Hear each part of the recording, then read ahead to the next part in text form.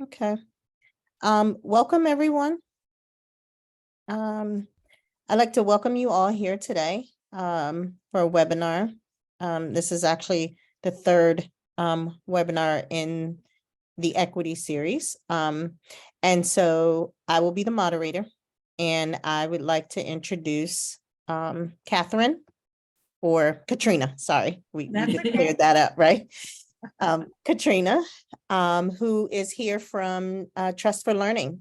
And so we want to welcome her, and I introduce you to introduce yourself. Thank you so much. So my name is Katrina Floyd, and I am representing Trust for Learning.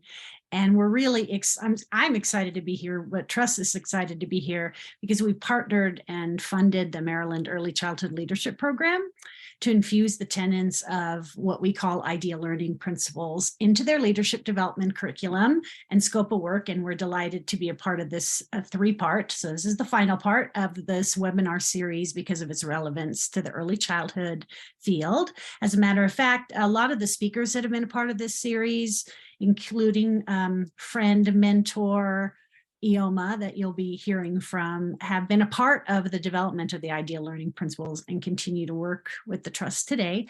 I went ahead and put a link in the chat, not only for Trust for Learning, so you could find out a little bit about us, but also for the principles of ideal learning. And what those are is there was a gathering of world-renowned early childhood folks, researchers, people with different pedagogy and approaches, and they outline these kind of core concepts of what quality in early childhood means.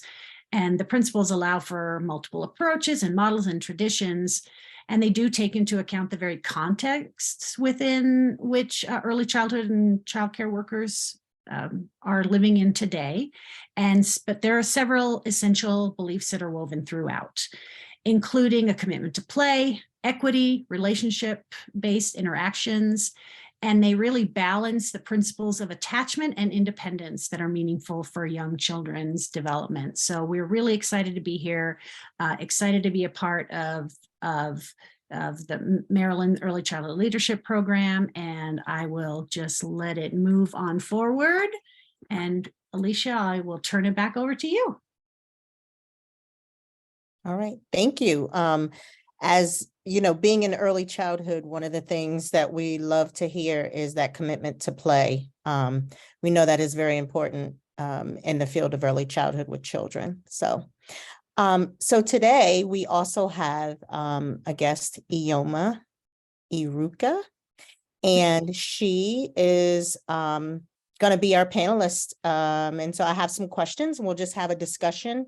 And if there are any questions or comments that you guys have, I think there's a questions and answers tab at the bottom. And then there is also the chat. So feel free to post things in the chat. So I'm now very pleased to introduce you to Iheoma Iruka, who is probably one of the most sought after researchers these days, I'm sure.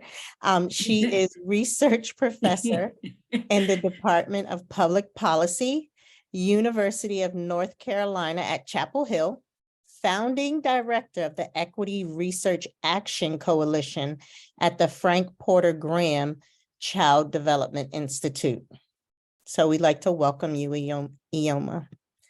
Glad to be here, Alicia, and of course, glad to be here with Katrina, Rolf, and also Luis and the whole team. Thank you for having me. You're very welcome. Iheoma, before we talk about your extensive research and your work on the topic of equity in early education, I would like to start asking you about your personal path to the leadership position that you now hold. Tell us about your background and what led you to focus on equity, and what opportunities and obstacles did you experience to become a leader? Ooh, okay, Alicia, okay, so that's a loaded. When people say you're a leader, that means that they got to hold you accountable when you do wrong. But again, I just want to say thank you. And obviously to those who are there, who are listening to us, I really just thank you for giving your time and your space and the work that you do. I imagine everybody does a lot of important work, and obviously leaders in their own right mind. So thank you so much. I will first say, first and foremost, that I would say my journey in some ways is one that is not not as straightforward in many ways, but I will say my journey, I am one of 7 girls.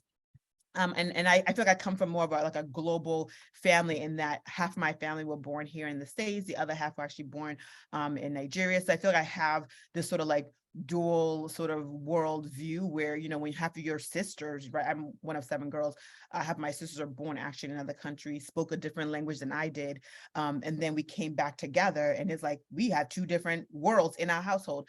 But I would say also part of the journey is that, you know, when we return back to the States, we were in essence, you know, as I say, couch surfing. You know, we were, you know, my mother was working a lot of jobs, but obviously we're still quite economically disadvantaged in many, many ways on welfare and all those other things. And I went to a relatively good school in Boston called Boston Latin School. And I remember really, and you enter the school, you take an exam, you know, it's a public school, but you take an exam, you enter at 7th grade or 9th grade. And I entered at 7th grade. And I remember there was a whole cadre of Black folks. But really by like 9th grade, a lot of my male friends in particular, a lot of them have already left, or at least were no longer there. And I remember my question was always like, what's wrong with them, right? We all came from pretty much single family households. And I was like, what's wrong with them and their family that they're not doing well like we are? We're graduating and going to college and all of that. And so I feel like part of when I started going to, you know, to college and obviously eventually to grad school, my lens was always about like, let me focus on families who are not doing right? Like, let me figure out how do I engage families and figure out what's the silver bullet to turn that on. And I focus, I would say on Black families a lot. I didn't say that. I kind of coded it with like those living in poverty, poor families, all those kind of language. But obviously over time, my lens sort of actually evolved to say, well, my question is actually wrong. It's not about what's wrong with those families, including because they look like me, that we have the same kind of family household. I really I began to understand that it's not what's wrong with the families. I should have been asking, why is it that my friends, you know, Black males they were smart enough to get into the school, but somehow or another, they were systematically removed from the school. And I never took the chance or the time to say, hey, what's going on? How is this systematic? You're getting rid of them. And I don't see them doing anything wrong. At least I didn't at all. So, right. So as asking those questions, obviously over time, my questions changed from what's wrong with them to what's really going on, that we're not seeing the gift and the brilliance of who they were. And we didn't create the space that allowed them to stay and continue to benefit off of what is supposed to be a great school system, school district, et cetera. And so I would say that, you know, when I had my first child, I was actually pregnant. I think it got even more crystallized, because I kept on saying, I get to leave the office whenever I want to go to prenatal care. I get to do all of this. What about those who couldn't do it? But I also was cognizant of the fact that actually I could die. Here I got a whole PhD, went through all the schools.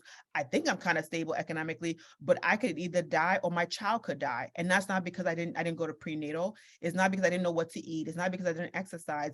It's because of the life that I have lived. So I began to, what I say, get the lens of racism, right? Understand that race is one thing, racism in as many forms another.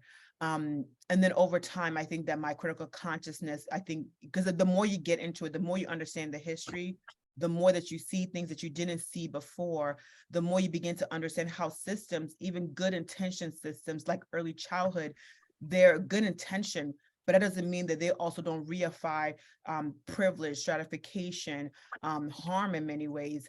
And so for me, I think my lens sort of moved into sort of more of a critical consciousness, and high white supremacy still exists in many spaces that I was entering, whether it's in Head Start, whether it's in the quality improvement systems, et cetera, et cetera. And I think for me now, I'm in that space of where I see that clearly as at least I think I can at this point in time. And my job is to figure out, how do I make it also visible to others, while also recognizing that, you know what, I'm not going to be fatalistic, but I'm going to be very realistic. And so I'm really at the point of where I'm really about resilience. I'm really about liberation, but really about how do we make sure that we all see it collectively and be able to do something about it collectively. So I'm still on the journey, in essence, basically. Yeah, and I agree. I think this is something that that would continue. It's not there isn't an end of the road, right? There's always more at the end of that path. And so, you know, there were a few things that you said that resonated with me, which is when you look at your family and someone else's family and you wonder why some are successful and some are not. And you really don't think about it until later, and you're able to really look at yes, there is a system in place that is hindering and not helping individuals. And a lot of times, people give up. They don't want to fight against that system. It's exhausting. So, when I look back at my own path into leadership, and equity, of course, is always on the forefront. And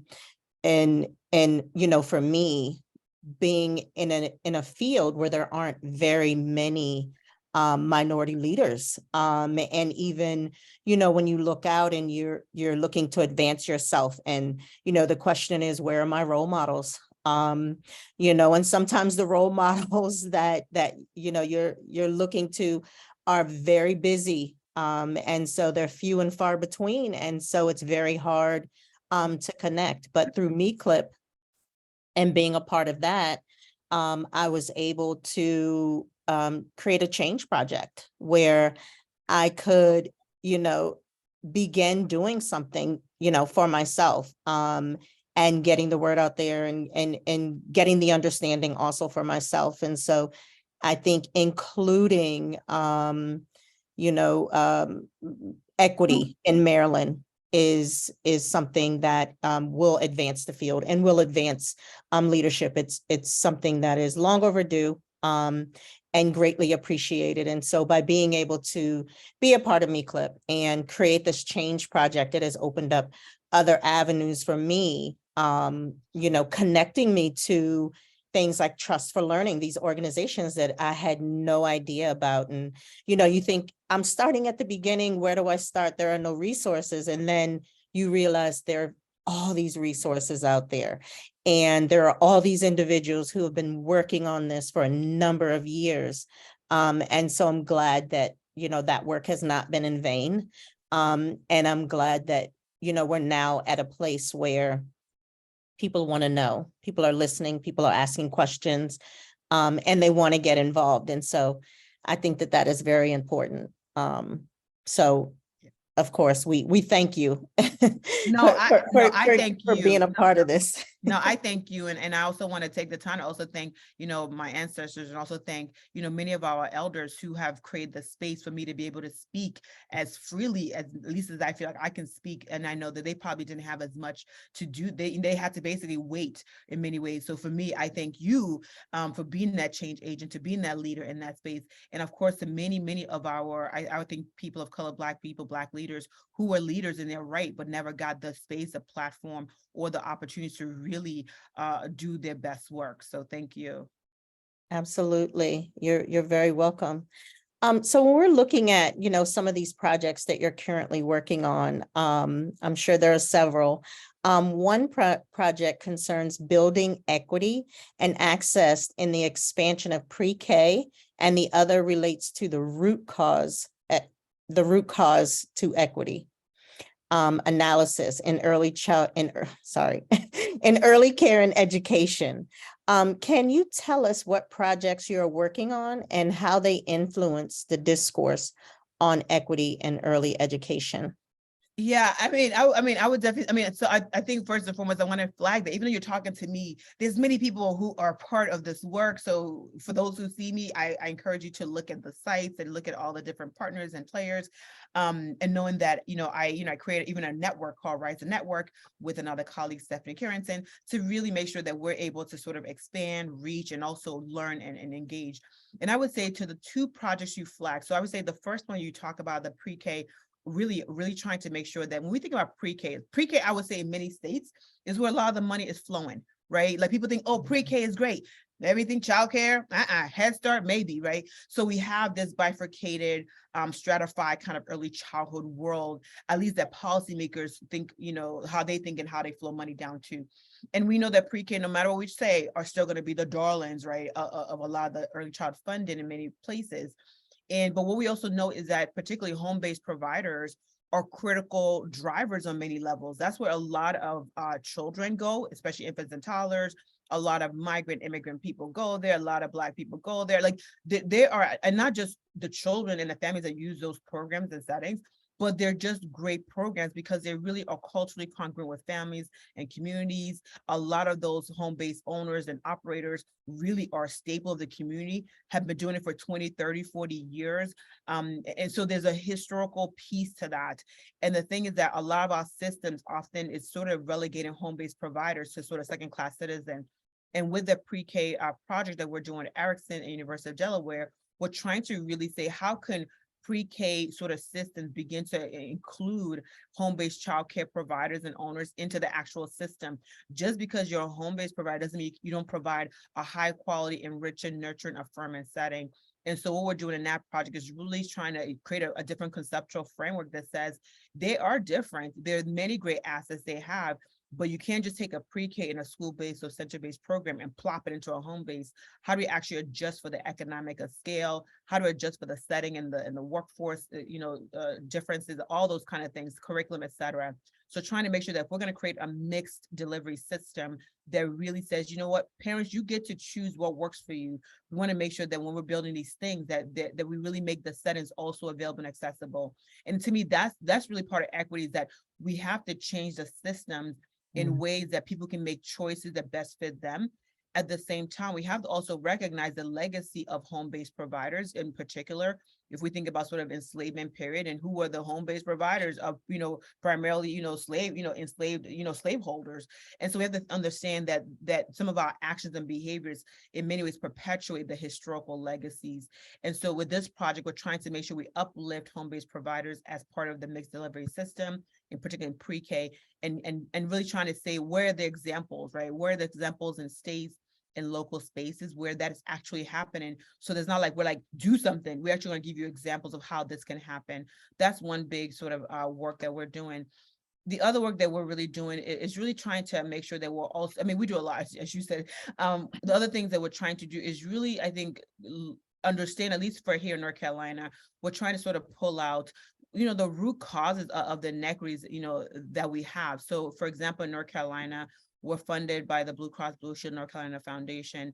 And we're looking at the early childhood sort of ecosystem here in North Carolina to understand, and we're using actually one of the reports that me and colleagues did in December 2021 to really examine the North Carolina system. For example, access to Head Start or early Head Start, access to subsidy, and really trying to layer on with what I say is a racial equity, economic equity sort of lens, right? So to what extent, if you look at a particular community, are we making sure that in that community, they're able to access early intervention, they're able to access Head Start, they're able to access, programming that's going to fit what they need, and really make sure that we go deep, not just at a child or family level, but to the community level, right? Because I think the thing about equity is that people think about all children, all families, but I think we have to recognize that community level is actually really important, because we have to understand that part of the legacy of how racism was structured was actually in the policies of the land of the community. So for example, if you live in this particular area, they called it infiltrated by Negroes. That's where they redlined, right? And we see that plays out even till today, where if you're in a red line zone, you tend to see that's where you have less access, whether economically, health-wise, school-wise, et cetera. It still plays out today. So we're looking at it from both a family child perspective, but also a sort of a community perspective. Are the resources going where they're supposed to go, right? Because equity is not just about equal, it's about making sure that you're making you're doing some corrections, right, on the historical sort of disinvestment or underinvestment in certain communities, but also making sure that families who are less likely to have access are able to get those access as well. So that's one of the pieces that we're doing as well. Okay, great. So there were, a few things that you said in here that I think is very, very key and very important is the first one was the application process, like being able to introducing these things and for them to be able to know, how can this be applied?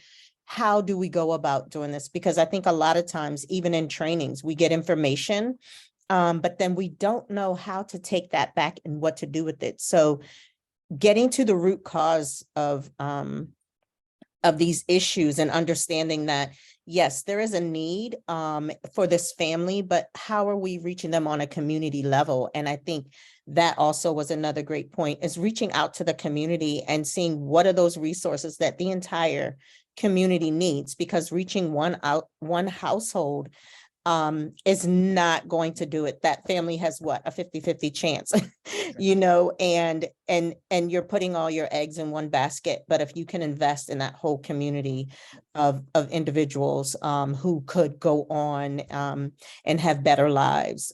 So I think that is very important. And I also like the fact that you included family childcare, because oftentimes they are left out. We think educators, I mean, as I work in a center, and as a center, we're fighting, fighting to get recognition separate from the public schools, because we hear early childhood, it's always public schools. But then what about those in the centers? And then the family childcare providers about, what about us in our homes? And so we need to find a way that we link all of this together. And that we're being inclusive, right? Yep.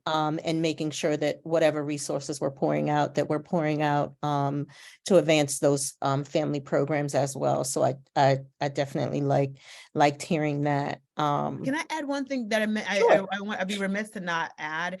In the root cause sort of work that we're doing in North Carolina around early childhood, writ large, part of it actually is work that we're doing with community-based partners.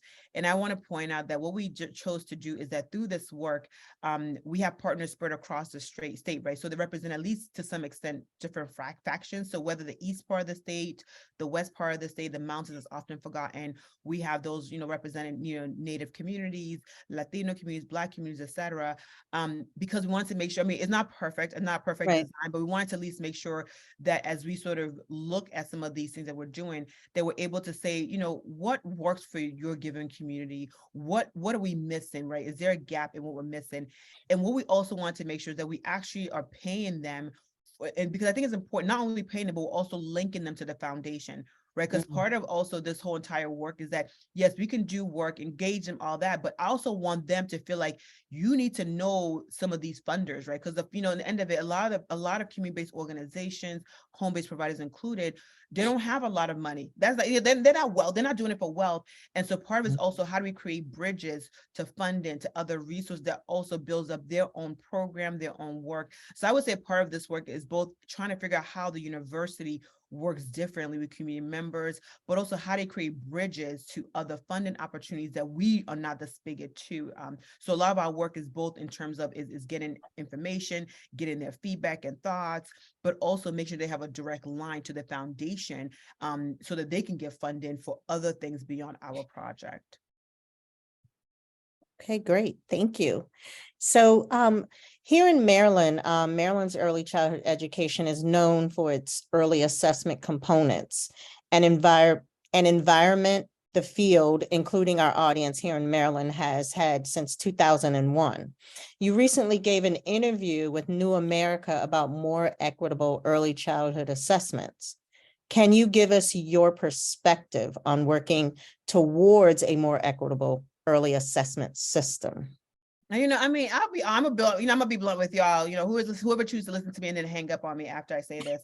Like, I would say, I mean, I appreciate the word equity, but I feel like probably what I do a lot is more like anti-racism, right? Meaning that I feel like a lot of the measures that we have were really created with a particular lens and theoretical framework, with a particular epistemology, meaning that it came from a way of saying, this is what's most important. This is how children learn. These are the assessments or outcomes that matter. So take, for example, here's one practical example. We have an assessment that a lot of us use for many of our outcomes called the Peabody Picture Vocabulary Test. I'm not saying it's a bad test. I'm not picking on that. I'm just using an example. And what it does is it captures sort of like language, vocabulary, and those, again, important. But some of the issues with that, like a test like that, is that it basically says, here are the words that, so if you see a picture, you should know these words. But that's an assumption that kids are exposed to that word and it means the same thing. So for example, if you say the word fly, right? Back in the day, for some of us, fly did not mean an insect only, right? It meant some other, it was an adjective for like, you are fly, you are cool, you look great, right? So people have different language systems that, and kids actually kids are really great at language systems, right? And so if you have an assessment that really comes from one lens, right, then it's going to often say that if you don't come from that particular lens, or you're not instituted in that way of thinking, or you haven't exposed in that way, it's going to say that you're not that smart. It's going to say that something's wrong with you. And it's not that something's wrong with you, that the assessment is saying how much are you exposed to this given culture, right? And we're not actually thinking about the other kind of language and culture that children are exposed to. And so for me, and secondly, the other things that we don't talk about early childhood is that for children, from whether you're from a different racial cultural background or even a different linguistic background, you are having to actually do a whole lot of cognitive process manipulation. So imagine I'm a kid, I speak a different language system, whether it's Black English, Appalachian English, Spanish, Hmong, name it, whatever, right? And when you speak to me, I'm going to have to take that, do a whole translation in my language, and then eventually, interpret that, then spit it out, and hopefully in the language you want me to say.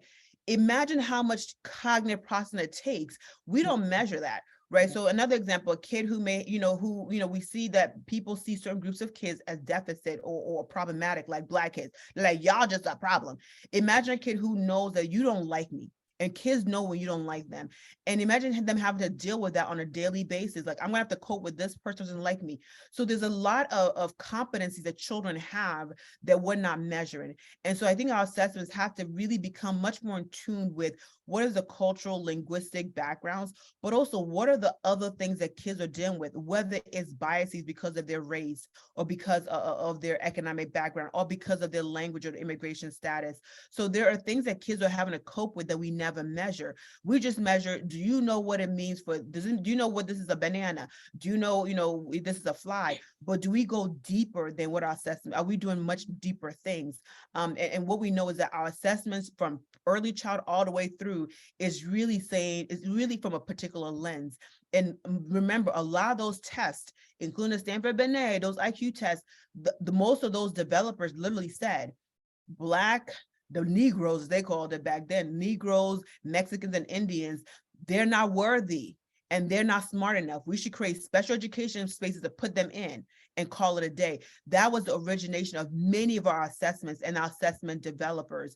And so if we don't know that historical underpin about how people saw groups of people, then it's not a surprise that most of our assessments often will always show that a certain group is always better than another group. That is systematic. Doesn't matter what assessment. So we have to begin to question, are we measuring a level of cognitive ability, or are we measuring a particular lens and a particular sort of knowledge base that really privileges whiteness, that privileges Eurocentric ways of being, that privileges middle class in many ways? So I think we all have to begin to ask the question of, what does that assessment get into? And is it get into everything that matters, right? So for Black children, I will argue that the fact that I can be in this classroom with you and be self-regulated, try to create a classroom that is harmonious. I really believe in much more of a cumulistic way of being than individualistic. We need to understand how other kids thrive.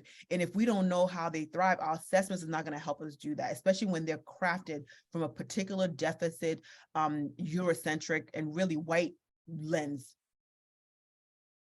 I agree. Well said. Well said.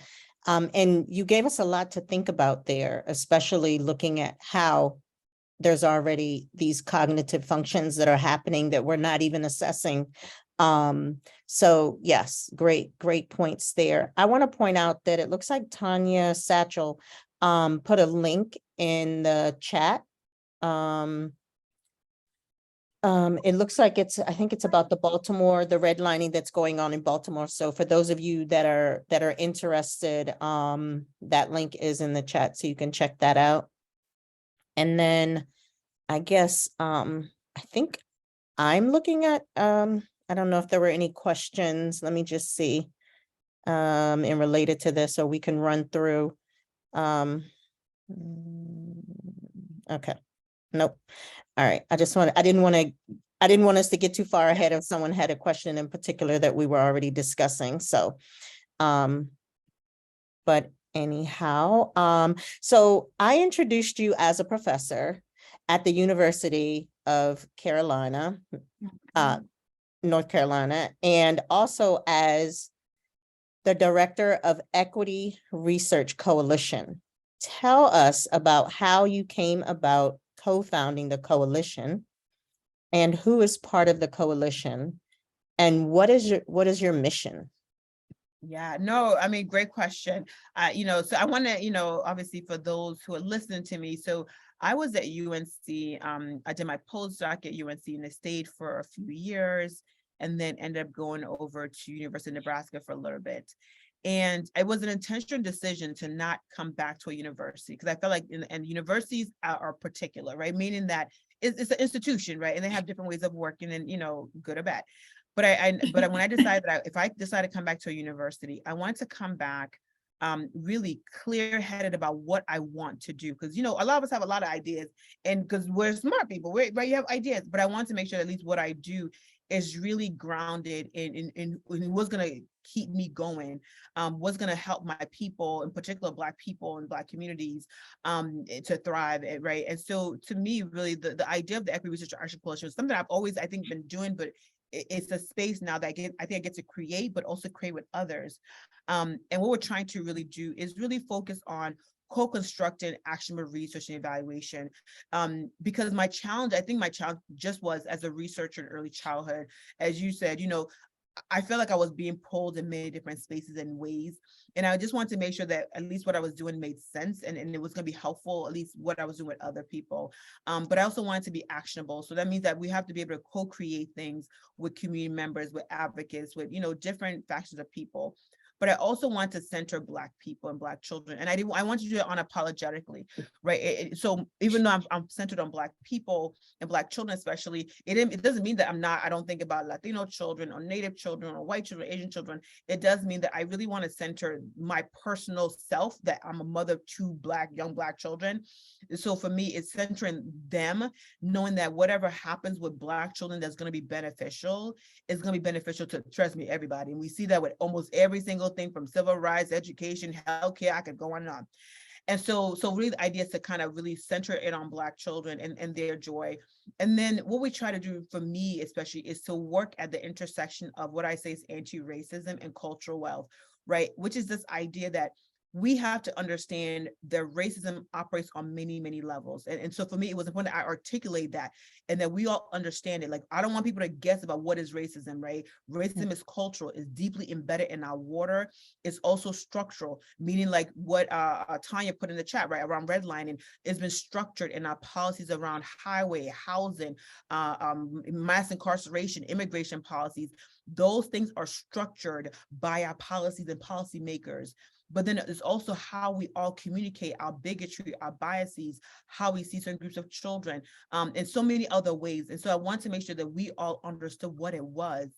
But at the same time, I want to make sure that we elevate the cultural assets that Black families especially have, because there's nothing else in the story that we still have in this country, which is the fact of people see Black people and Blackness as a problem, as a negative, as pathology, right? We have a whole report called "What's the Problem with the Negro" by our Labor Secretary, Daniel Moynihan, in the 1960s, that talked about the pathology of the Negro family.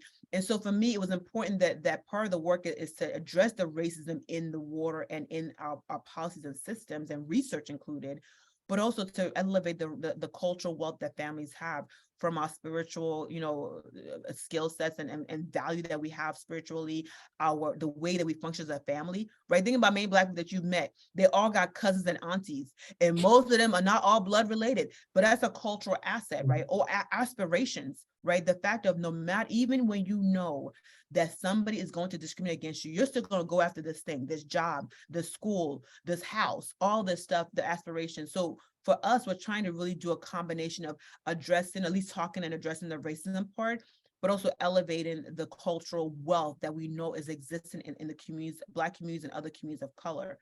And I would just say quickly too, Alicia, the things that we're doing is really, one is we're really trying to interrogate the research in the early years.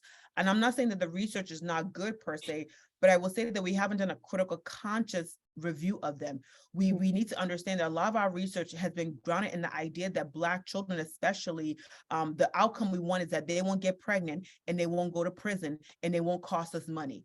When we have that lens that about Black people, especially, and Black children, that's a problem framing in my viewpoint. So we're doing a critical examination of research, but we're also doing new research that says we're going to make sure that we all understand what are the assets of Black families and Black children that we need to elevate, not just in practice, but also in policy. The other second thing that we're doing is really around equitable policies, like identifying what policies actually matter, say for Black children, that closes the economic gap, that closes the health gap, that closes the educational gap. What actually matters for them, not for everybody else under the sun, but for them specifically. So we have like the Black Child Agenda, for example. We're also doing the third thing is around mentoring and training. In the end of it, to me, the coalition is not just about like, let's do all this work, but is that I'm not going to be here forever. But how do we make sure that we are part of the pipeline from, whether it's high school, college, grad, postdoc, throughout, to build a diverse sort of pipeline where people have a clear anti-racism cultural framework. And then finally, to me, the big part that I learned in my own journey is that, most researchers, we like to do research, but we don't know how to communicate that well. So the last thing that we really try to do is a counter narrative. In the end of it, we could do great research. We can even say we know what we should be doing.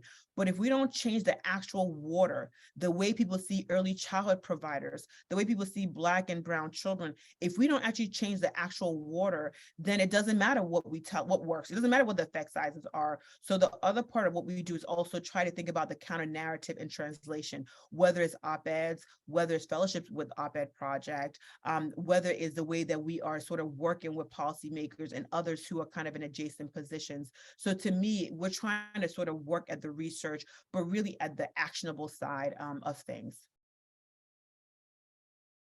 Okay, great. So we know that there's been a lot of discussion about equity. Do you see the needle moving on the issue? Well, I mean, when somebody had asked me 2 years ago, I was like, oh, you know what? In 2 seconds, this conversation is going to be over. People are going to pack their bags, going back to their vacation and say, okay, now next, what's the next thing we're talking about? So I would say, if nothing else, I was, kind of wrong. I mean, sort of, kind of. So I do think the fact that we're still having a conversation, I think, I'm one of glass half full, right? So we're having conversations. Of course, for some of us, we're like, we need to see more, right? We've seen a lot of conversations and some of us arguably performances, right? Mm-hmm. We've seen people say, you know what, I'm going to make sure that, when Black Lives Matter, people are committed to giving millions of dollars to Black-led organizations, including one of our very own, the National Black Child Development Institute. And I'm like, so did the dollars show up? Because I can't tell. Right. So, well, I'm pretty sure it didn't show up because I could tell it didn't show up. So to me, there's a lot of performances that are happening so that people don't get called the R word, AKA racist, right? Mm-hmm. And so, but that doesn't mean we've shifted systems, right? Who's still leaders in the field for the most part? Have we shifted the way we're given funding? Have we shifted actual research? Are we still sort of inviting the same people who now we call them equity tourists, right? People now who are like, you know what, I'm going to do the same thing I was doing, but I'm going to attach equity. I'm going to do equity assessment. I'm going to do equity implementation. I'm going to do equity everything, but you haven't actually addressed the underlying racist structure, the racist approaches, the racist pedagogy, the racist, theoretical frameworks. So to me, I feel like we have a lot of ways to go, right? We need to, even for us in early childhood, for example, we need to ask Head Start, and I love Head Start. I'm a Head Start fellow. I do a lot of work at Head Start. We need to say, Head Start, what have you done to sort of, rectify the fact of, you started primarily with Black kids and said, they were culturally deprived, right? So we need to make sure that while we want to do put equity in front of everything, and it's an adjective, like put it in front of everything and say we're good, we need to actually be holding people like me and other leaders accountable for saying, if it's equity, where's the evidence? Right? Why do we still have children, and Black children particularly, and children with disabilities and Native children still being thrown out, right? And they may not be thrown out. They may just not be given what they need. Now it's a different version of expulsion, suspension. It just looks different. So I think in the end of it, I'm glad that we're having a conversation, but we have been in conversations before in the 1960s and before that. So I think we have some places to go. I think that there's some movements, right? Whether it's in a leadership side, whether it's even in some funding side, I will argue that we have a lot of ways to go if we're going to really do what I consider more anti-racist, liberatory places of being, right? This to me is a civil rights issue. And to me right now, we're still I think there's still an opportunity to do something different without just doing a whole lot of performances. So I'm still hopeful. I think there's some movement. I just don't think that is enough that I can say we have a change in water quite yet. Yeah, I agree. I too feel like there is a lot of conversations that is happening right now. However, there is not enough action being put behind it. And, it's a slow process. And, like you said, since the 60s, I mean, the 70s, the 80s, the time moves forward, but, it's kind of still stagnant. So there is something that has to give, and we have to break down these systems. It's the systems that's holding these structures in place and the mindsets in place. And if we don't change the system, I don't think it's enough just to change the mindset, because I can think differently, but when I get into that system that says this is how it is, there is nothing that my mindset is going to do to change that. And so we have to get everybody on board, and we have to make sure that we handle those systems and try to make change. And I would say too, I mean, and I think you're spot on, like, right, we're trying to change hearts and minds and all of that. And I think those are important. We want to change the root and some of the water, right? The way people see different people and biases and all that. I agree with you. But I do think that we have to understand that systems, in essence, work with or without you, right? Racism literally is a structured system that literally was built. And when I die tomorrow, whenever, knock on wood, I'm not die tomorrow, my goodness. But whatever, right, that it's still going to function unless somebody disrupts it, right? And I am appreciative of seeing a lot of focus on making sure there are Black leaders like you or other sort of Black, Indigenous, other people of color-led organizations and families being included. Like, those are important, but I want to make sure people don't say I'm involved, I'm including all these voices. You can include voices, but they can't do the work. You have no power. So in the end of it, we have to be careful that we're not putting the onus on, I've already included all the people in the conversation. So if it's not fixed, it's their fault. So I think I would tell people it's a fine line between saying, I want to include voices and include all these people, which is great. But be careful that you're not going to hold them accountable when something doesn't change, because in the end of it, they're not the reason it was created and maintained. Very, very important, a very important point there. So does the coalition work with states directly? Yeah, so I would say, that's a great question. I love that. So I would say one of the ways that we're actually working, so for example, one of the seed funders for the coalition was the Pritzker Children's Initiative. And what they have helped to do is, and in the Pritzker coalition, Pritzker funding, they've actually seeded in various coalitions. And so what we've been trying to do is kind of work with them, really, particularly around our Black Child Agenda, and also working with and the Black Child Agenda, I should say, was co-created with the National Black Child Institute, and they have different affiliates. And so we're working with the affiliates to really make sure that they understand the Black Child National Agenda, how it fits into their own strategic priorities. And so similarly, we're also trying to work with the different 20 or so coalitions in different ways to really say, how could the Black Child Agenda, for example, sort of help to support your sort of focus on advancing equity.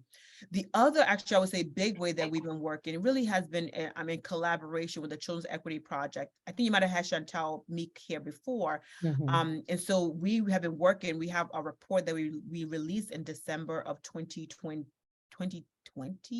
Good, I can't remember any more dates. But it's called Start with Equity, the 14 priorities.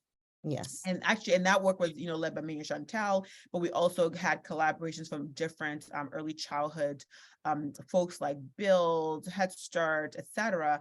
And in that, with that sort of report and the subsequent sort of template that we have, we actually have had several sort of working academies with various states, right? Whether from Colorado and North Carolina, we even doing some deeper work here in North Carolina and also in California. We were really helping them to think through, what are your sort of plans around early childhood, and using a lens of issues of access, like who's getting in the door? Do you have enough funding? Or even experiences, like What types of experiences are children having? What is your discipline policies? What about the language of instruction or even outcomes? How is your accountability system really focused on disparities?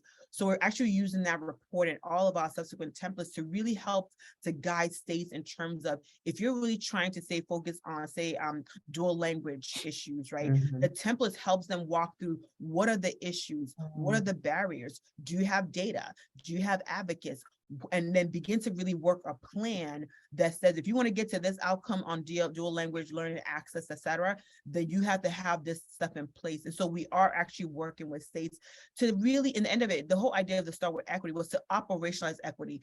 We don't want it to be like, oh my goodness, you got to change the whole the world. No, there's some things we can actually do in early childhood to really address equity, particularly for Black children, Latino children, other children of color, children with disabilities, and children who speak a different language, and those living in poverty.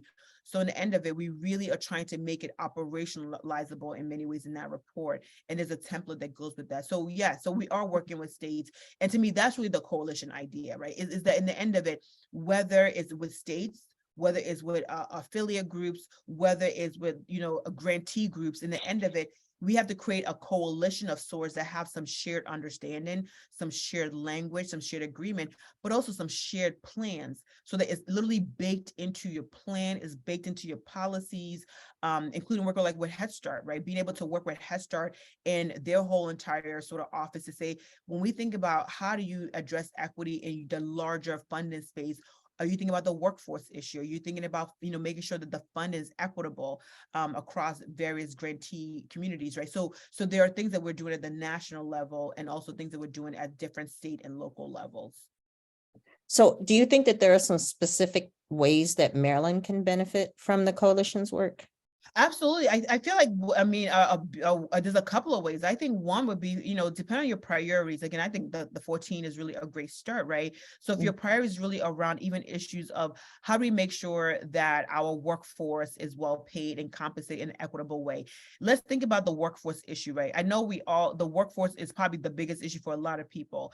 But that's not by accident, right? If you think about it, the early child workforce is primarily women, and and a good chunk of them, particularly those who are not in school-based programs, do not have a lot of protection. They don't have benefits either, healthcare in the middle of a pandemic, or even pensions and any of these other, I would say, well-generating opportunities. So to me, the report in some ways can help you really think about, if you're trying to have a stable, diverse, workforce, you have to unpack the issue of racism and sexism in your system, right? And I mean, again, Maryland is not different than anybody else.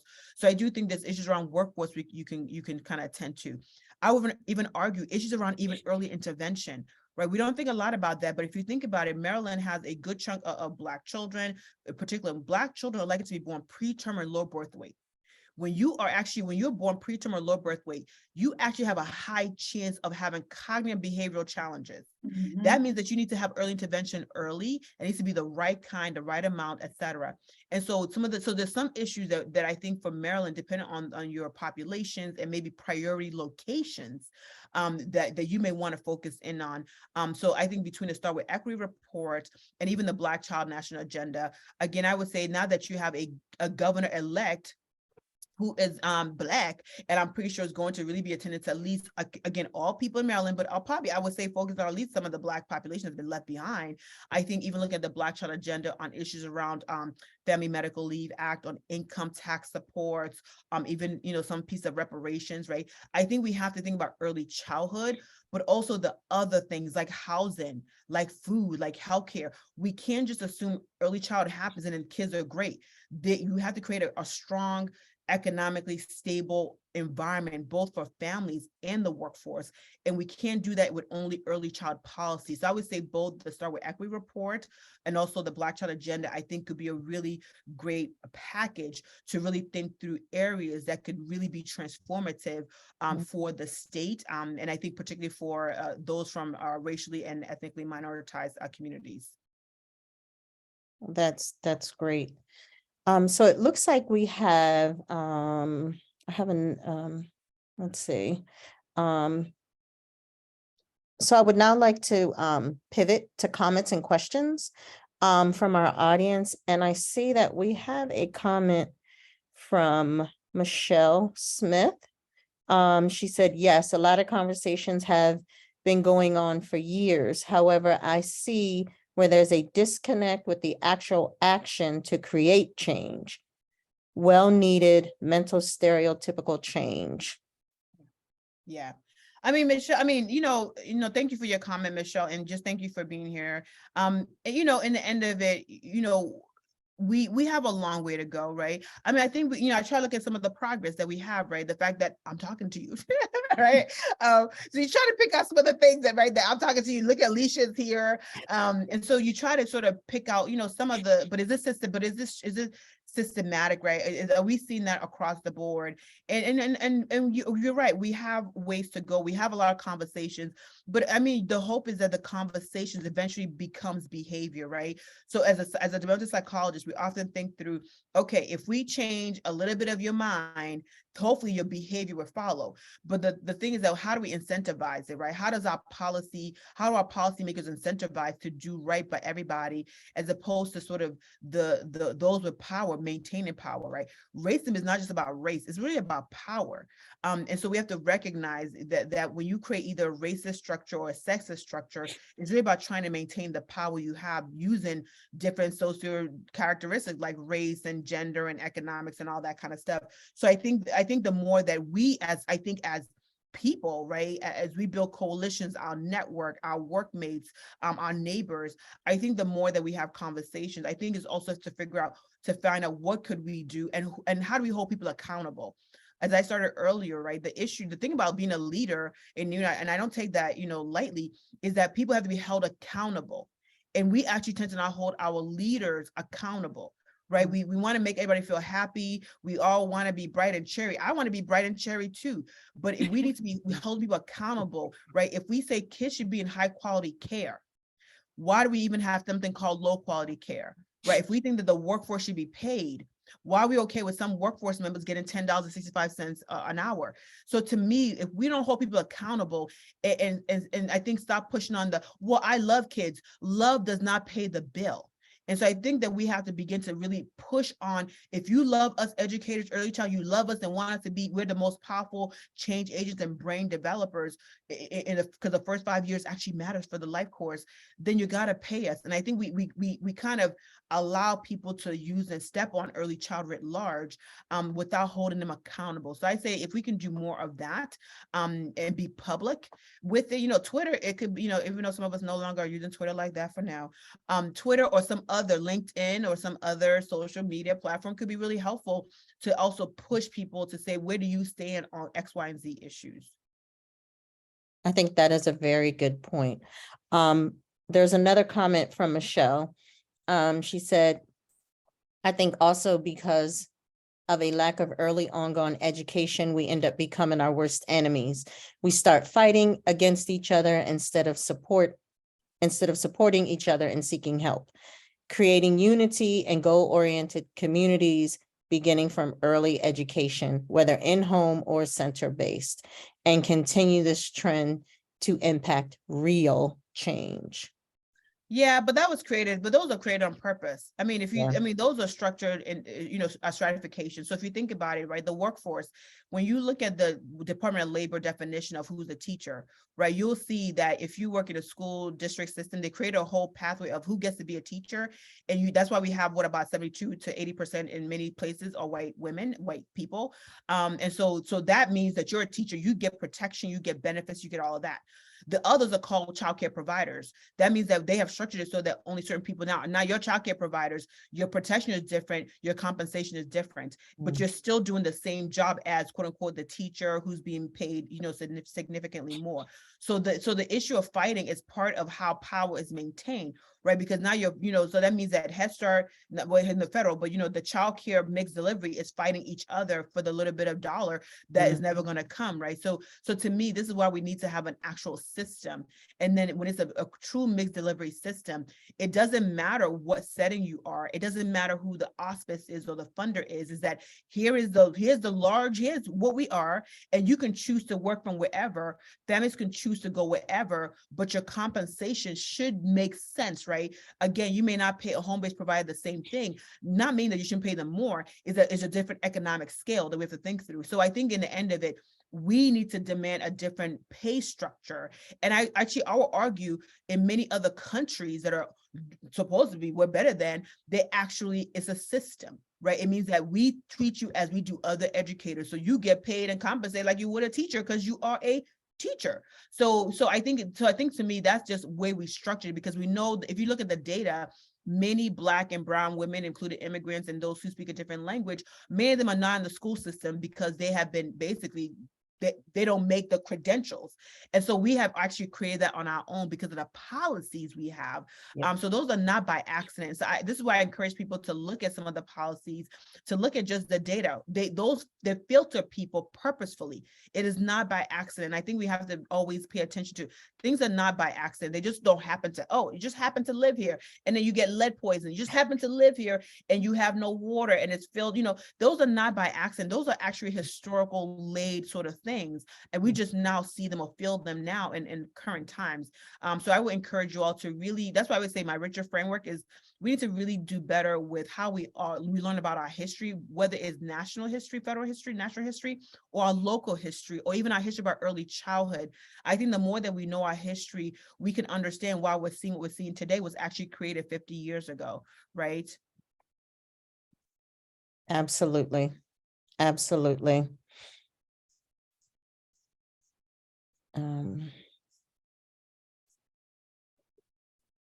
Well, while you're looking, Alicia, I want to, I Okay. know we're about to be time, but while you're, Yes, any we other are. comments, and of course, I appreciate people, their comments and thoughts and using the chat box and putting any links and resources. I will just, flag that, one of the work that we have been doing is really trying to show people how COVID-19, because we're still in COVID-19, we're still dealing with COVID-19 people. I'm pretty sure you know that. We're trying to really talk about the dual pandemics of racism and COVID-19. And we've been doing a lot of work around Black parents and their babies. And because it was, because we understood that it was important to focus in on them. And what we continue to find is that, we see that the psychological trauma continues to afflict Black families and their babies 2 years into the pandemic. And their economic security has improved a little bit, but it's gone back down because, the child tax credit was really temporary, which is, again, another structured inequity. And we know that that even though Black families continue to prioritize their health and well-being, we know that the COVID-19 is still a threat to both their health and their economic well-being. And we can, and then of course, the fact that we continue to have this vitriol around white supremacy and racism and people who are performing at one end and then are being really destructive in the other. I mean, we have some challenges here that we all have to face. And I think, again, early childhood is a powerful engine, but it's not a silver bullet. Right. And I think early childhood writ large has to be part of the conversation around civil rights. They have to be part of the conversation around trying to uproot sort of white supremacy out of the system. Right. And again, white supremacy is not an individual. It's a system. It's an ideology about who is better. It's an ideology of disadvantage. And so we need to really think through who is at the table, who is not, what assessment are we using, what standards are we using. So I think if we don't go through that level of critical interrogation, you can talk about equity to the cows come home, but 10 years from now, we're going to be here. And I really hope that we're not, if we believe in the rights and the justice that children deserve. Amen to that. So I would just, we're going to wrap up here, but I would suggest that everyone take a look at the links that were put into the chat and utilize some of those resources. We've come to the end of our webinar, and I want to thank Iheoma, who made time in her very busy schedule to join us today. And so we're thankful for that. I also want to thank Trust for Learning for co-sponsoring this event today. And I want to thank everyone else for coming. We appreciate your attendance, and we hope that you gain something from this. It may spark some questions and some ideas in your platforms, and check out those resources. This will conclude MECLP's fall webinar series, and thank you for having participated. Thank you, Iheoma. Thank you. Thank you, Katrina. Yes, have a wonderful holiday break, everybody. Please take care. Bye-bye, everyone. Thank you. That was Bye-bye. wonderful. Thank you. Thank you. Great.